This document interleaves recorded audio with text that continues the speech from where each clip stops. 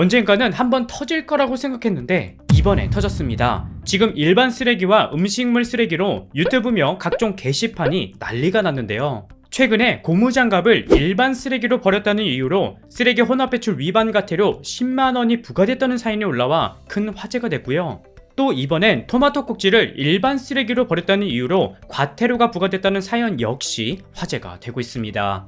게다가 최근 들어 일반 가정집 앞에 놓인 쓰레기 봉투를 뒤져 사진을 찍는 사람들이 갑자기 늘고 있다고 하는데요. 먼저 고무장갑 과태료 10만원 부과, 이거는 좀 문제가 있었어요. 저는 지금까지 고무장갑이 당연히 일반 쓰레기인 줄 알았는데 아닌 지역이 있었습니다. 지금 보시는 사진은 실제 강남구에서 배포한 분리배출 자료인데요. 이 자료를 보면 바로 여기 태워서는 안 되는 쓰레기용 봉투에 배출하라고 적혀 있고 그 아래 고무장갑이 들어있죠. 그리고 하단에 PP 봉투에 담아서 따로 버리라고 적혀 있습니다. 여기서 말하는 태워서는 안 되는 쓰레기용 봉투가 뭔지 궁금해서 찾아봤더니 바로 이건데요. 지금 보시는 사진처럼 종량제 봉투와는 다르게 안 타는 쓰레기 또는 이렇게 적힌 봉투와 마대가 따로 있더라고요. 결국 여기다 넣지 않고 버려서 과태료 10만원을 부과한 건데요. 근데 사실 강남구뿐만 아니라 김해시와 홍성구 등등 많은 지역이 이렇게 타지 않는 쓰레기 봉투가 따로 있더라고요. 이처럼 아직까지도 각 지자체마다 쓰레기 배출 규정이 다 다릅니다. 그래서 지금까지 정말 많은 분들이 억울하게 과태료를 냈다는 글들이 계속 올라오고 있습니다. 이렇게 최근 들어 구청 공무원들이 직접 가정집을 돌아다니면서 쓰레기 봉투를 열어 사진을 찍고 과태료를 부과하는 사례가 많다고 하는데요. 이게 사실 우리나라 쓰레기 혼합배출 규정이 굉장히 잘못됐습니다. 일단 너무 어려워요. 그리고 위에서 말한 것처럼 지자체별로 조금씩 다릅니다. 어떤 지역은 일반 쓰레기이고 또 어떤 지역은 재활용 쓰레기이고 근데 잘못 버리면 과태료를 내야 되죠. 자, 여기서 제가 여러분들이 이것만큼은 꼭 알고 계셔야 하는 걸 퀴즈로 준비해봤는데요. 이번엔 좀 어렵게 만들어봤으니까 한번 맞춰보세요. 지금 보시는 사진에서 딱 2개만 일반 쓰레기로 버려야 되는 게 있는데요. 다들 눈치채셨나요? 바로 계란 껍질과 된장, 고추장이 일반 쓰레기고 나머지는 음식물 쓰레기로 버려야 되죠. 특히 수박 껍질은 일반이 아니라 음식물 쓰레기라는 점 꼭 기억해 주시고, 그리고 아몬드를 잘못 알고 계시는 분들 많으신데 기본적으로 견과류 껍질은 대부분 딱딱하기 때문에 일반 쓰레기로 버려야 되죠.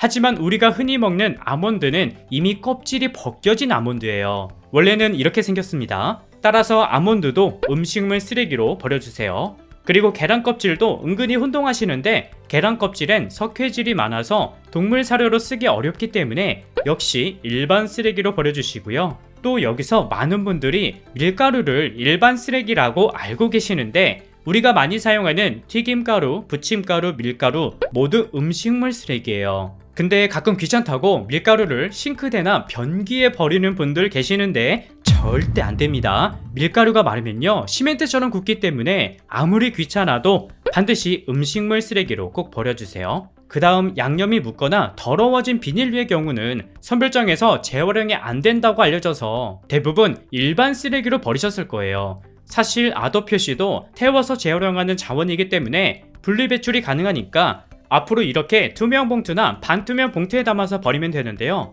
그리고 지금 보시는 사진처럼 과자 봉지나 노끈, 비닐 장갑, 양파망, 그리고 스티커가 붙은 비닐 등등 이것들이 솔직히 비닐인지 일반 쓰레기인지 헷갈렸던 경험들이 있으실 거예요. 이거 모두 폐비닐로 버리면 되니까 기억해 두시면 좋습니다. 그리고 진통제나 알약 같은 의약품을 일반 쓰레기나 변기에 버리는 분들 정말 많은데요. 이거 절대 안 됩니다. 약은 항생물질이라 땅에 매립하거나 하천에 흘러가면 생태계 교란이 일어날 수 있다고 해요. 그래서 약국에 가면 이렇게 폐의약품 수거함이 있을 거예요. 거기다 버려도 되고요. 아니면 우체통에다가 약을 약봉투에 담아서 밀봉해서 넣어두면 직원이 따로 수거해 간다고 합니다. 기억해 두시면 좋아요. 그리고 된장과 고추장의 경우는 음식물 쓰레기라고 생각할 수 있겠지만 장류는 염도가 높아서 동물 사료로 만들 수 없기 때문에 물에 희석해 버리거나 통째로 종량제 봉투에 담아서 버려야 된다고 해요.